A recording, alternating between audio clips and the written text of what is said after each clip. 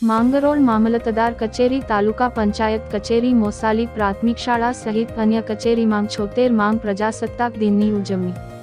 26મી જાન્યુઆરી પ્રજાસત્તાક દિન નિમિત્તે પ્રાથમિક શાળા મોસાલી ખાતે અંજના રવજીભાઈ વસાવાના હસ્તે, માંગરોળ મામલતદાર કચેરી ખાતે નાયબ મામલતદાર પંકજભાઈ ચૌધરીના હસ્તે, માંગરોળ તાલુકા પંચાયત કચેરી ખાતે તાલુકા પંચાયત પ્રમુખ મનહરભાઈ વસાવાના હસ્તે અન્ય સરકારી કચેરીએ ધ્વજવંદનનો કાર્યક્રમ રાખવામાં આવેલ। મોસાલી પ્રાથમિક શાળા ખાતે અંજના રવજીભાઈ વસાવાનું સરપંચ શ્રી સવિતાબેન વસાવા તેમજ ઉપસરપંચ બિલાલભાઈ પાંચભાયા દ્વારા શિલ્ડ આપી પ્રમાણપત્ર આપી સન્માન કરવામાં આવેલ। સમગ્ર ધ્વજવંદન કાર્યક્રમમાં નાયબ મામલતદાર રાગિણીબેન, માંગરોળ ટીડીઓ ઘરિયા સાહેબ, તાલુકા પંચાયત સભ્ય મોહનભાઈ કટારિયા, પ્રીતમભાઈ પરમાર, ચંદવદનભાઈ એ પરમાર, ગામના આગેવાનો અન્ય મહાનુભાવો ઉપસ્થિત રહ્યા હતા। તાલુકા પંચાયતના પ્રમુખ મનહરભાઈએ પ્રસંગને અનુરૂપ વાત કરી હતી।